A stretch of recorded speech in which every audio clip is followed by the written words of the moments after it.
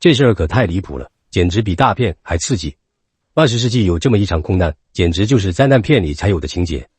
270条人命说没就没了，美国最大的航空公司也跟着破产，这赔偿金更是天文数字，还引发了一堆国际纠纷。可最后的调查结果，让人一头雾水，满是疑问。2025年，英美合拍剧《洛克比：寻找真相》开播了，把这事儿给好好扒拉了一遍。话说1988年圣诞节前夜，吉姆医生的闺女兴高采烈地踏上了泛美航空的飞机，从德国出发，经伦敦转机，准备飞往美国底特律。这架波音747载着259名乘客和机组人员，飞到9阶100米高空时，突然就抖起来了。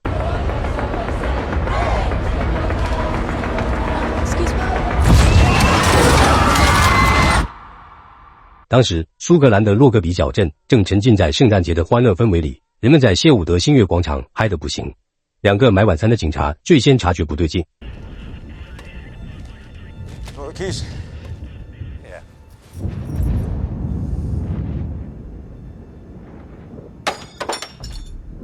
溜冰场的人也感觉场馆跟着震，镇外的农夫更是惊慌失措，天上掉东西了。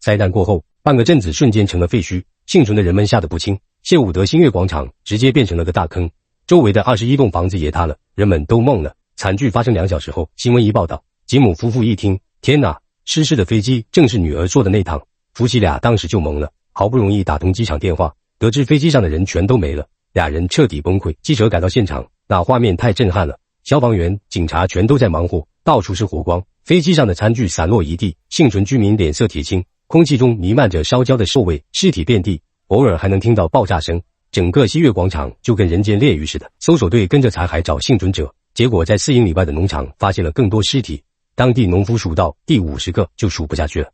经过整晚搜寻，确认飞机上259人全都没了，其中有189名美国人，其余的来自英国等26个国家，还有11名当地居民瞬间没了。最远的飞机碎片飞了142公里，比较重的一部分带着90吨燃油就砸在西月广场中央，飞机空中解体，掉下来后把周围的房子变成废墟。这场灾难规模太大了，是911前针对美国最严重的一次袭击，史称洛克比空难。可当时大家都不知道这是机械事故还是恐怖袭击。当年的画面，人们回忆起来，天空都是火光和浓烟，就跟世界末日似的。这场事故从一开始就迷雾重重，驾驶舱吊在洛克比镇教堂旁，自动驾驶仪开着，飞行员手紧攥操纵杆，明显努力过，可飞机的应急系统失效，氧气面罩都没掉下来，飞行电力中枢先被破坏，黑匣子在飞机爆炸时记录也中断了。话说这起空难啊，调查人员们各种推测，其中最让人毛骨悚然的就是恐怖袭击说。有人大胆猜测，这可能是伊朗给美国人的一记狠招。为啥这么说呢？得从1988年7月3日那档子事说起。美国的文森4号巡洋舰居然把伊朗655号航班客机给导弹伺候了，290条无辜性命就这么没了。美国舰长明明知道那是客机，还硬说客机靠军舰太近，把这桩惨绝人寰的通缉硬是说成意外。美国人不但不道歉，还给舰长发奖章。这事儿把伊朗人民气得不轻。空难后的第14天，英国首相府搞了个遇难者家属见面会，首相和交通部长在那儿故作姿态地安慰家属们。吉姆这人性格直爽，当场就给交通部长问空难的真正原因，为啥不让他们看家属遗体。交通部长赶紧拿保密当挡箭牌糊弄过去。报社记者跟吉姆一聊，记者直觉这事儿没那么简单。政府说他家属看到遗体难过，可记者知道遇难者遗体都堆在洛比克镇溜冰场里，趁着开手不严，吉姆就溜进溜冰场，飞机残骸堆得跟小山似的，他想找到自己女儿的遗体，可那么多遗体咋找啊？溜冰场里就一个法医在忙活。吉姆说自己也是医生，驱车6小时赶来，就想看看女儿。法医看他也是同行，又同情他失去女儿，就领他到一具遗体旁，说是他女儿。吉姆纳闷，没做 DNA 啥的，咋这么肯定？一看遗体，吉姆又害怕又伤心，根本认不出来。法医问他女儿有没有啥特殊的身体特征，吉姆说女儿脚有点隆起变形，是得过甲真菌病留下的，这才确定是女儿。女法医心善，剪下女儿头发给吉姆当个念想。记者那边也没闲着，调查空难疑点。当地一农夫说美国 FBI 到现场比英国警察还早，还听说死的人里有中情局的高级官员。这空难里还真有个中情局的和国防情报局的高级官员，还有俩保镖。这事儿后来成了空难阴谋论的焦点。转眼到了1989年2月，空难过去47天了，政府对空难原因还啥都没说。记者找到吉姆说查到个消息，空难前2个月有匿名电话打到美国大使馆，说很有可能要发生恐怖袭击，袭击航班是从德国法兰克福飞美国的，时间在圣诞节前后，还跟巴勒斯坦激进组织有关。吉姆寻思这会不会是恶作剧电话呢？可美英政府现在说炸弹是装在手提箱里从法兰克福托运上飞机的。美国大使馆接到电话后立马警告员工别坐圣诞节航班，但这警告没通知机场和普通民众。还有个怪事，托运行李的乘客数比坐飞机的乘客人数多，就是说有些人没上飞机。那匿名电话真是恶作剧吗？记者又拿出份文件说德国在空难前2个月端了激进组织在法兰克福的窝点，这激进组织名字敏感，咱就用 GM 代替吧。警察叔叔们逮着了一堆军火，里面居然有装着塑胶炸药的东制牌录音机，这玩意儿听着就邪乎。GM 那帮人招了，这些录音机是准备搞大动作炸飞机用的。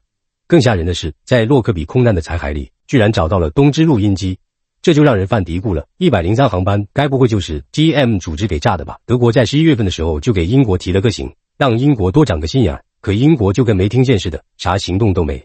这跟那个匿名电话一对照，说不定美英两国早就知道有这么回事，但都没当回事。吉姆心里那个沉啊，要是记者们挖出来的消息都是真的，那美英政府就是拿无辜群众的命不当回事。他下定决心，一定要把真相挖出来，给女儿和其他遇难者一个交代。吉姆直接找上交通部长，交通部长一听就惊了，问他咋知道的。交通部长说大使馆是收到了匿名电话，但那也就是个恶作剧，而且这是美国人的事，跟交通部八竿子打不着。至于德国给英国发的警报，也就是在内部传，英国觉得没啥大事，要是把机场关了，那损失可就大了。美国人也是这么想的，他们收到的假警报多了去了，所以根本没上心。吉姆说他不想跟政府扯皮，就想搞清楚真相。交通部长看着还有点良心，答应帮吉姆查查。结果第2天，这位交通部长就被英国政府给炒了鱿鱼，还安了个泄露机密的罪名，要被调查。GM 组织制造空难的消息也满天飞，美英两国说正在查，但还没个准信。不过美国已经急眼了，把那几个地方又查了个遍，可过了几个月还是没啥结果。遇难者家属们一合计，得选出个发言人跟政府掰扯。吉姆给新上任的交通部长写了好几封信，但都石沉大海。家属们想知道是谁干的恐怖袭击，炸弹是怎么混过安检上飞机的，为啥收到威胁警告还不防范？要是这仨问题不解决，以后还得出事。吉姆的这番话得到了大家的认同，再加上他有钱有闲，就被选为家属发言人。吉姆通过媒体放话，要求英国政府得来个全面独立的调查，别再当美国人的跟屁虫了。他这一说，立马引起了老百姓的共鸣。新闻报道说，炸弹行李从法兰克福出发，在英国转机，根本就没安检，这才引发了空难。不过英美政府和交通部都说没法证实这事。又过了2个月，到了9月份，在吉姆的努力和舆论的压力下，新交通部长终于答应见吉姆一面。记者又挖出了一些料，新交通部长那官僚做派，吉姆也不跟他废话，直接把资料往桌上一排。德国从 GM 组织那查获了东支录音机炸弹，空难前2天，也就是12月19号，英政府还跟德国确认这事。在空难现场也找到了有炸药残留的东支录音机碎片。记者还有证人的证词，说交通部明知道东支录音机危险，还让他上了飞机。交通部长还在那狡辩，说他们的工作没失误。但现在所有的证据都指向一个事实，就是没安检，或者安检没把炸弹当回事，炸弹才上了飞机。撇开恐怖袭击不说，就因为英美两国的隐瞒信息和不负责任，造成了200多人的死亡。交通部长还在狡辩，吉姆的妻子忍不住了，他问交通部长，你能想象我女儿的遭遇吗？飞机在9000米高空爆炸的瞬间，因为缺氧，人会立刻失去知觉，但随着坠落和空气中的氧含量增加，人又会清醒过来，15秒后就会擦在地面上丧命。这最后的15秒，人们得多无助多恐惧啊！交通部长终于妥协了，他答应汇报给首相，给家属委员会一个交代。几天后，政府同意了全面调查，并让家属委员会参与。吉姆夫妻算是迈出了第一步，但调查能顺利进行吗？有个男人把塑胶炸药跟捏橡皮泥似的，一小块一小块的挤出来，放在电路板旁边，接着小心翼翼地装上计时器和引爆管。这300克的萨姆丁炸药威力可大了，就像个厉害的拆迁户，能把飞机舱壁炸出个老大的洞。弄好后，从外面看，这炸药藏着的玩意儿就是个普普通通的东支牌录音机。男人把它放进装满衣服的行李箱里，提着箱子就去机场了。他要坐的是从伦敦飞往美国波士顿的航班。巧了，那天机场安检严得不像话，警察多的比平时好几倍，而且还碰上行李抽检日。工作人员开始检查他的行李，一边翻着手提箱，一边问东问西。箱子里除了衣服，就一台东芝录音机。男人镇定得很，看着工作人员，还拿起录音机晃了晃。工作人员也没察觉里面有炸药，又随便问了几句，就把录音机放回箱子。觉得这行李箱里没啥危险东西，也没违禁品，顺手就交给托运员了。男人看着手提箱被送上传送带，松了口气。就这么的，炸弹跟个隐形人似的，神不知鬼不觉的被运上了飞机。随着计时器哒哒的响着，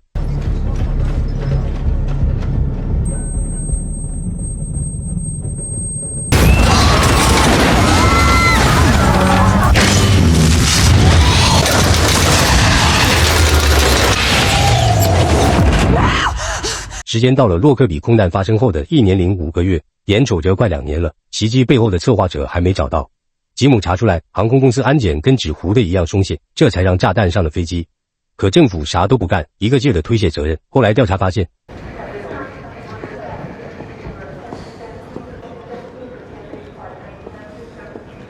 成功的躲过了安检。吉姆把录音机展示给遇难者家属，他前后经过了3道安检才到达美国。可没任何人发现他携带了危险品。如果录音机里装的不是面包，那么又会发生一起惨烈的空难。而吉姆只是被由英国进行了口头警告。随着时间的流逝，洛克比空难调查依然没有进展。直到2年后，空难调查委员会终于公布了最终结果：103航班爆炸是2名利比亚秘密情报人员带来的，一个是以前在利比亚航空公司驻马耳他办事处当经理的杜拉，另一个是他的助手费希曼。目前这2个人都在利比亚底里波里，因为2国已经发出了逮捕令，让利比亚移交这2个人镜头转。到利比亚，杜拉下班回家，看到新闻上说自己是恐怖分子，惊呆了。模特们什么时候炸过飞机啊？另一边，吉姆把空难资料都摘了下来。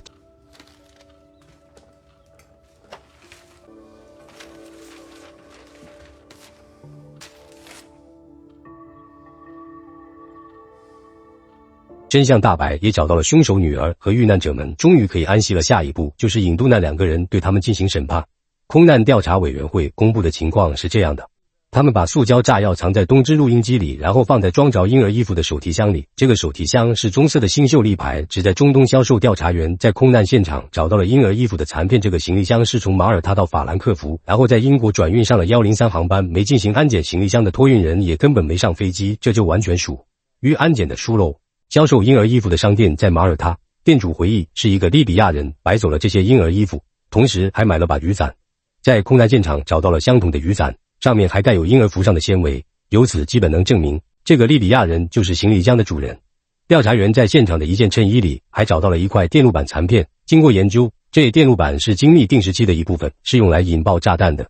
这定时器是瑞士美宝电器公司生产的，公司老板一开始不肯说这定时器卖给谁了。调查员查了销售记录才知道，利比亚订购了20个，于是初步确定凶手就是那2个利比亚人。不过电视剧里说这家公司是利比亚的情报机构，但真实情况根本无法确认空难用的计时器是否就是这20个中的一个，毕竟这计时器卖给其他人的数量也多得数不清。当时 FBI 甚至给老板开价400万美元，想要他说就是卖给利比亚人的，可这老板坚决不肯作伪证。但最后就像能把洗衣粉说成化学武器一样，这计时器还是被认定是利比亚人买的了。凶手之一阿卜杜拉是利比亚航空公司驻马耳他办事处主任，不过英美方面坚信他是利比亚的秘密情报人员。在助手费希曼的帮助下，他们用假护照买了连程机票，托运了炸弹，本人却没上飞机。因为安检的疏忽，炸弹一路转机，最终上了103航班。调查员推测，炸弹原本设定是在大海上空爆炸，因为飞机延误了25分钟，所以在洛克比小镇的上空爆炸了。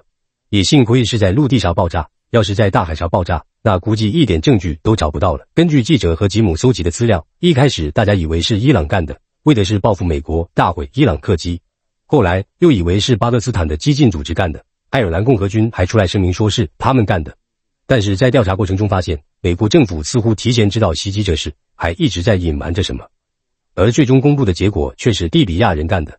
记者觉得调查过程中英美方面遮遮掩掩，不公开透明，肯定有猫腻。吉姆却认为官方公布的证据足以证明就是利比亚人所为。记者又给吉姆透露，美国一直想入击伊拉克掠夺石油，而利比亚特别反美，是美国计划的最大阻碍。美国一直想颠覆阿扎政权。当年美国政府为了利比亚的石油支持阿扎上台，可阿扎上台第2年就对美国开刀，废除了互助协定和军事基地，两国关系从此降到冰点。吉姆和记者都不太懂政治，也参与不了政治，但西方国家此时已经认定洛戈比空难就是利比亚政府策划实施的。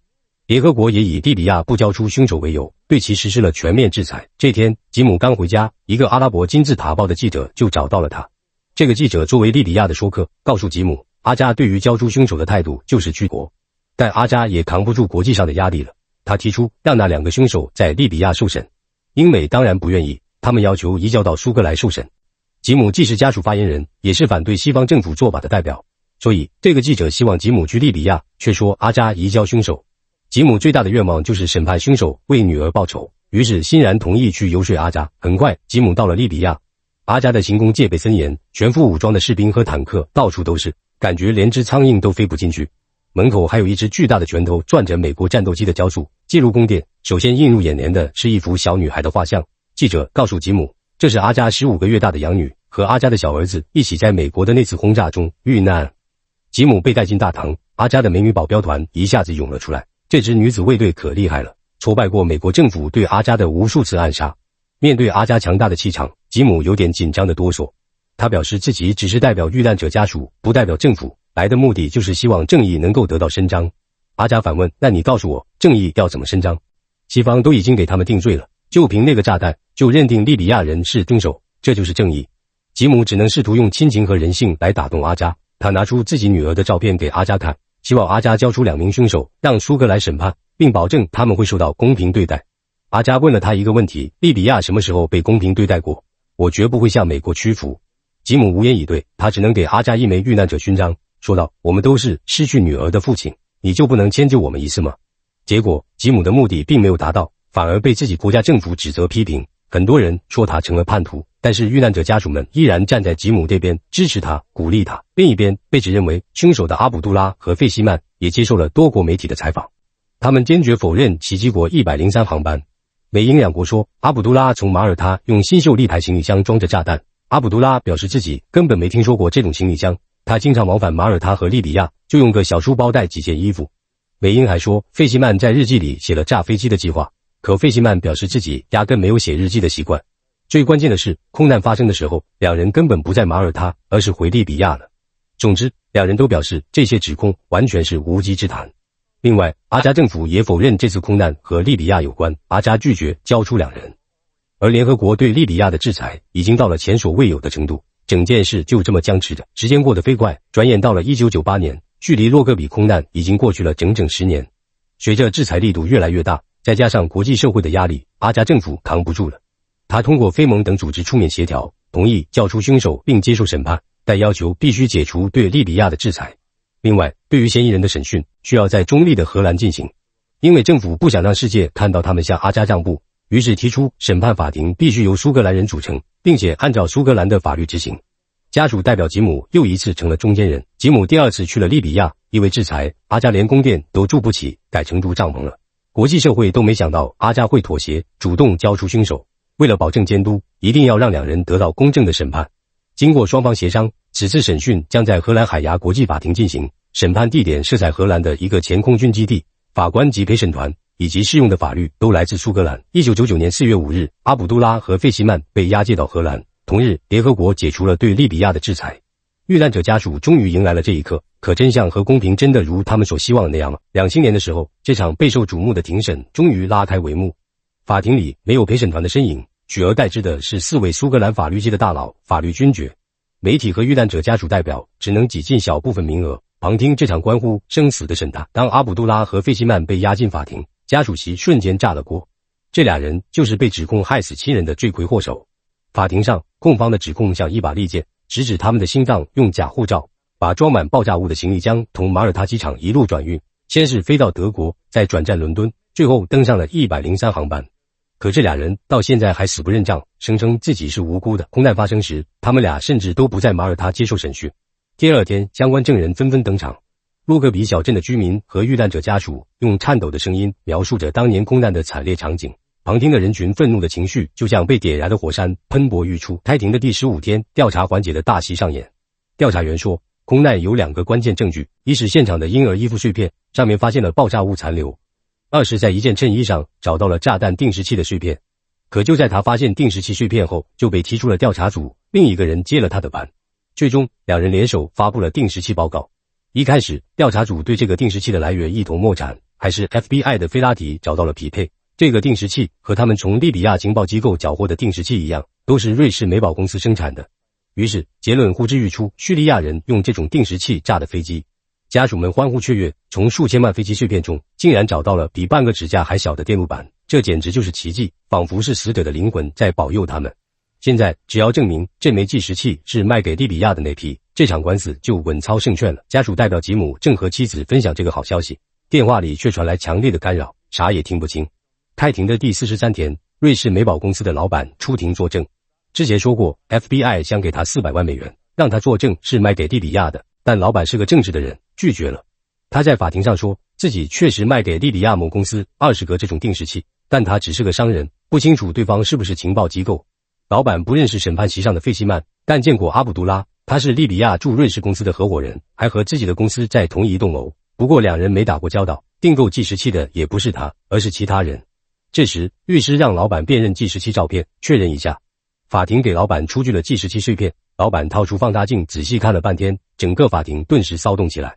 老板的否认就像一颗重磅炸弹，意味着定时器根本不是盘卖给利比亚人的，也意味着炸弹不是利比亚人制造的。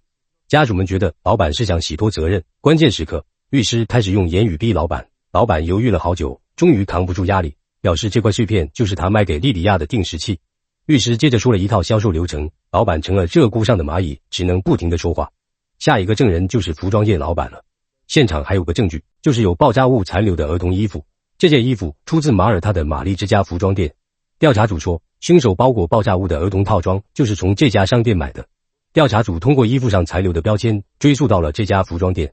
法庭要做的就是把这件衣服和利比亚人联系起来。服装店老板说，空难前2个星期下着大雨，一个顾客来到他的商店买衣服。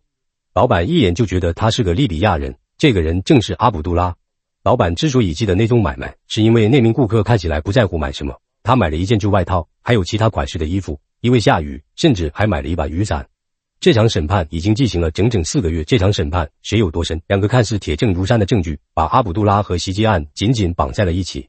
但有那么几个有良心的记者，就像在迷雾中嗅到异常气味的猎犬，察觉到了其中的蹊跷。这场审判，美英2国的司法部本是局外人，却成天跟法官打得火热，就像一群不该出现在舞会的捣乱分子，偏偏还赖着不走。庭审就这么稀里糊涂地继续着，辩方律师突然抛出个重磅问题：服装店老板和警方的互动，简直比偶像剧里的男女主角还要频繁。18次面谈，19份声明，这数量都能凑成一套豪华版的电视剧了。在这些声明里，老板一口咬定顾客是个50岁左右的男人，可阿卜杜拉空难那年才36岁，年纪对不上号啊。更离谱的是，声明里说阿卜杜拉买的是婴儿衣服，可炸弹定时器是在衬衣里发现的，这逻辑比穿越剧还扯。直到去年的第17份声明，老板才开口说阿卜杜拉还买了衬衣，这转变比变脸还快。老板支支吾吾地说时间太久记不清了，可见16份声明都是空难后2年内出的，10年后的记忆反而比当时还清晰，这合理吗？整个法庭瞬间变得鸦雀无声，沉寂的像被按了静音键。从这2个关键证人的表现来看，他们明显有难言之隐，像是被操控的木偶，被迫说出违心的话，分明是想把结果往自己想要的方向看。吉姆斯家属代表急切地想要知道真相，真正的真相。记者通过关系一查，发现服装店老板一开始指认的顾客根本不是阿卜杜拉，而是个叫穆罕默德的巴勒斯坦激进分子，也是苏格兰警方最初怀疑的对象。要是这名嫌疑人浮出水面，那伊朗和巴解组织都可能是空难的幕后黑手，唯独利比亚就洗清嫌疑了。还有一个细节，2国政府一直藏着掖的，空难发生前，美国大使馆就收到了袭击警告，本该人满为患的103航班，美国大使馆却退掉了159张票，可他们既没通知航空公司，也没告诉其他乘客。事后被曝光，大使馆又轻飘飘地说是自己搞错了，这理由比纸还薄。从表面上看，证据似乎都指向利比亚人，但这些调查都是英美2国自己搞的，政府还拦着媒体和司法介入，想怎么编故事还不容易吗？有时候所谓的真相，不过是他们想让你看到的幻想罢了。开庭后的第144天，法庭又来了个神秘的3号证人，还是个告密者，整个人都藏在保密的阴影里，连声音都变了调。这位告密者身份复杂，既是利比亚情报人员，又是美国 CIA 的线人，妥妥的叛国者形象。他声称自己曾在利比亚航空公司马耳他办事处工作，发现阿卜杜拉策划袭击，把无人认领的行李放上飞机，制造爆炸，目的是报复美国对利比亚的轰炸。他还说，阿卜杜拉办公桌里藏了10公斤天梯，托运行李是助手费希曼帮忙办的。空难前一天，他亲眼看到阿卜杜拉和费希曼提着行李去了马耳他机场，用紧急标签把行李送上飞机，而航空公司因为出乎没安检，这下人证物证都有了。辩方律师开始发问，听说你叛国钱多4项 ，CIA 要钱，想移民美国，可 CIA 不给，是吧？叛国者只能承认。辩方律师直接亮出证据 ，CIA 觉得他提供的情报没啥价值，每月只给$1000，这份工资还只发到1990年，从当年1月起就不管他了。叛国者要是想叛逃美国，拿到更多钱，就得提供更有价值的情报。那现在这份证词到底是叛国者的，还是美国政府的呢？辩方律师一针见血地揭穿真相，你的证词根本就是编造的，是在美国人指使下编的。这下连美国人都没辙了。美国司法部的官员已向吉姆坦白，他们花钱雇叛国者编这套证词，目的就是让凶手定罪。这下司马昭之心，路人皆知，根本没想着给遇难者讨回公道。媒体也坐不住了，对一系列证据和证人提出质疑，还曝光了美国人给了叛国者400万美元，让他做假证。这场审判谁有多深，大家都心知肚明。洛克比空难审判迷雾重重的真相探寻，审判到了第150天，旁听席上人越来越少，就跟过气明星的粉丝见面会似的，热闹不再。这天的证人是个伦敦机场的搬运工，他一开口，情况就有点反转去的意思。他说，当时马耳他法兰克福的航班还没到伦敦，他中途休息完，回到传送带，就发现多了2个行李箱，一个棕色，一个紫红色，都是新秀丽牌子的。他记得清清楚楚，这2个箱子绝对不是自己搬的。当年机场安检松得跟筛子似的，啥人都能把东西往里塞。搬运工也没多想，就把箱子搬上飞机了。可托运处明明说有2个箱子，调查组却坚称只有1个。这下搬运工的证词把之前的指控给搅了个稀里哗啦。安检方的说法，阿卜杜拉是在马耳他机场托运的炸弹，可现在看来，炸弹是在伦敦机场冒出来的。到了审讯第171天，来了位德国炸弹专家，这位大佬一开口，更是让人大跌眼镜。他说，洛克比空难不是巴勒斯坦人干的，他们用的定时器是气压触发的，会在飞机升空后35分钟左右启动，但103航班应该是在德国上空爆炸才对。可洛克比空难是伦敦18点25分起飞，38分钟后爆炸的，这说明炸弹只能是从伦敦上飞机的。这么明显的线索，调查组咋就没留意呢？吉姆急得像热锅上的蚂蚁猛敲窗户，想让法庭注意到这点，可里面的人就跟聋了一样，根本听不见他在嚷嚷啥。时间一晃，到了2001年1月31日，唯一有力的证据就是定时器碎片，可这碎片发现1年后才确定来历，检方又改口说定时器不是气压的，而是时间控制的。问题是，阿卜杜拉为啥要费那么大劲，把炸弹放在从马耳他到德国的航班，再凭运气转到伦敦到美国的航班呢？这过程得过3个国家的安检，万一查出炸弹，计划不就黄了？对想炸美国飞机的精英来说，这操作太不靠谱了。再看看服装店老板，一开始只认的是另一个人，10年后却突然说是阿卜杜拉买的。俄国炸弹专家、机场行李员的证词都指向炸弹是从伦敦上飞机，还故意和阿卜杜拉的行李放一块，可检方却选择性失明。这足以说明英美两国为了某些不可告人的目的，把空难真相给遮遮掩掩的。阿卜杜拉和费希曼就这么成了替罪羊，可在这种神秘力量面前，所有疑点都显得弱不禁风。终于，法庭宣判了，费希曼袭击证据不足，无罪释放；阿卜杜拉·麦格拉西罪名成立，判处终身监禁，建议最少服刑28年。法官话音刚落，家属们激动得不行，觉得遇难者可以安心了。只有吉姆和记者露出了失望的表情。他们知道，这不过是被制造出来的真相。更让人费解的是，法庭没解释为啥袭击当日阿卜杜拉不在马耳他，或者他怎么用假名在不同地方来回跑。阿卜杜拉根本没靠近过那趟航班的机会。洛克比空难的调查就这么草草收场了。时间飞逝，到了2001年9月11日，震惊全球的911恐怖袭击发生了。美国借着反恐的名义，对阿富汗、伊拉克开战。正在英国服刑的阿卜杜拉看着新闻，从入狱那天起，他就一直上诉，可全被驳回了。他在狱中受尽折磨，又一次提出上诉。吉姆也四处寻找真相，还去狱中见了阿卜杜拉。阿卜杜拉表示，自己做梦都没想到会因没犯过的罪，在外国监狱里待20年。他的家人在英国也天天受欺负。过了很久，一位美国 CIA 退役人员，现在成了作家，突然站出来说，洛克比空难是伊朗策划的，资助叙利亚的 PFLP 实施，目的就是报复美国击落他们的飞机，为290条无辜生命复仇。这个组织在空难前2个月被德国警方突袭，查获了一批爆炸物，但只找到4个，有1个炸弹失踪了，一些激进分子也逃跑了。他们在贝鲁特和伊朗人会面，被 CIA 截获了谈话内容，就是要炸毁此次航班。这下真相似乎又有了新的转机，可一切已无法挽回。空难发生后的2天，伊朗给 PFLP 转账了1100万美元。这事儿美国中情局门儿清，转账记录都有，但他们就是不找伊朗的茬，反而把锅甩给利比亚。为啥呢？当时伊朗那可是个硬茬子，不好惹。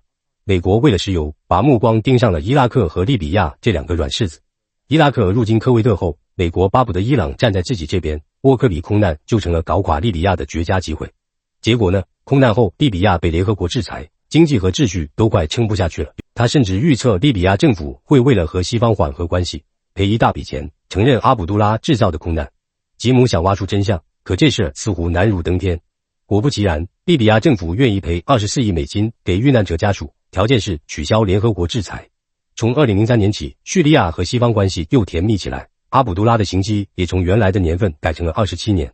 阿卜杜拉一直没放弃上诉，2007年开始身体不行了，可越来越多的证据显示，空难时他根本不在马耳他，而是在利比亚家里。吉姆和其他家属为了真相四处奔走，他们发现美英政府为了让服装店老板指认阿卜杜拉，询问次数超过50次，开庭时却只拿出19次记录，到底说了啥成了谜。服装店老板还拿了美国人的钱，这不就是检方把辩方的重要证据给藏着掖着吗？申约委员会努力查到一份机密文件，苏格兰警方承认误判了。吉姆他们的调查却受到各方阻力，真相似乎被永远封住了。阿卜杜拉被诊断出前列腺癌，他告诉吉姆，英国和利比亚正在谈囚犯转移协议，他希望能回利比亚老家完成剩下的刑期。按法律规定，囚犯病重只剩3个月活头，可以提前放回家。英国政府正好想和利比亚搞石油开采合作，这不就是拿囚犯换利益的好时候吗？于是2009年，阿卜杜拉坐牢8年后被释放回了利比亚，这就是所谓的沙漠协议。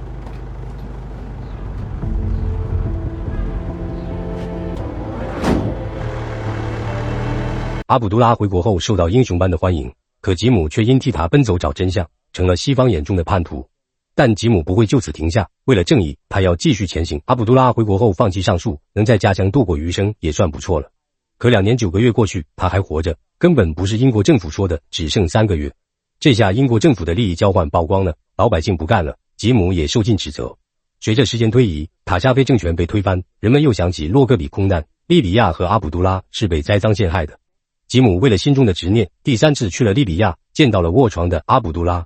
阿卜杜拉是利比亚人民的英雄，却是政治利益的牺牲品。他拜托吉姆继续奋斗，找出真相。他可以蒙冤而死，但不希望遇难者家属永远被蒙蔽，把自己和律师收集的证据都交给了吉姆。这些证据显示，给自己定罪的关键证据定时器是伪证。美国 FBI 负责人和制造定时器的技术员谈过，瑞士卖给利比亚的定时器上镀着合金，成分是 70% 的锡和 30% 的铅。可空难的计时器纯锡没铅，瑞士美宝公司从没生产过这种定时器。美宝公司的鉴定报告比调查组专家的报告早4个月，这说明美英2国明知事实却炮制冤案。这份书面证据再次验证了吉姆他们的调查。这30年来，美英政府一直在隐瞒真相，欺骗了遇难者家属和全世界爱好和平的人们。阿卜杜拉流下泪水，虽然他被冤枉，但只要吉姆能用这些材料揭示真相，他死也瞑目了。最后，阿卜杜拉告诉吉姆自己坚持这么久的原因，利比亚老百姓都相信他是无辜的，每天安慰鼓励他，让他有活下去的信心。他是洛戈比空难的第271个受害者，心始终和那270个遇难者在一起。吉姆带着阿卜杜拉阴险的目光回到了英国，继续为真相而战。他和记者小伙伴们还在死磕呢，就像侦探追查悬案，越来越多的真相慢慢浮出水面。洛戈比空难这事背后到底是谁在搞鬼？真相到底啥样？各种猜测和阴谋论满天飞，主要有5个版本。其实阿卜杜拉这事早就被定了性，但他硬是死不认罪，直到咽气。众多证据疑点指向这可能是个冤案，越来越多的人清醒过来，开始质疑。还有个说法是巴勒斯坦激进分子干的，但这事德国、英国、美国都排除了。再有个猜测是伊朗为了复仇搞的，但没证据，美国政府自己都否认了。最大的可能性得看下面2个推论，一个是 CIA 阴谋论，美国中央情报局一直往叙利亚贩毒，用这钱搞情报，将把塔加菲政府搞垮。托运的箱子都贴着紧急误动的标签，为了整垮利比亚， CIA 把炸弹换上了，拿自己国家老百姓的命换利益。这猜测听着挺吓人，但完美解释了为啥美国大使馆提前收到警告，还退了159张机票。另一个推论是以色列摩萨德制造的惨案，这是叙利亚和阿拉伯国家调查出来的。遇难者里有美国中央情报局和国防情报局的2个官员，这2个机构那可是出了名的贪腐。摩萨德特工让这俩官员把炸弹箱子带到美国，说是走私的钻石，还给他们30万美金的报酬，目的就是想挑起伊朗和美国的矛盾。这个说法虽然有很多证据支持，但也有些不现实的地方，不过能完美解释大多数问题，但以色列政府死活不承认。随着时间推移，洛克比空难的当事人一个个走了，背后的真相也成了永远的谜团。这部电视剧是根据知名记者保罗·福特长达30年的调查报告改编的，这份报告揭露的真相比电视剧里黑暗多了，可怕多了。不管空难背后有没有阴谋或者国家目的，任何针对无辜民众生命的袭击都是该被谴责的。很多国家通过空难达到了卑鄙的目的，可历史是沉重的，人们是健忘的，在利益面前，真相也许永远微不足道。就像一场大戏，演员们一个个谢幕，观众也渐渐散去，只留下满地的谜团和无尽的叹息。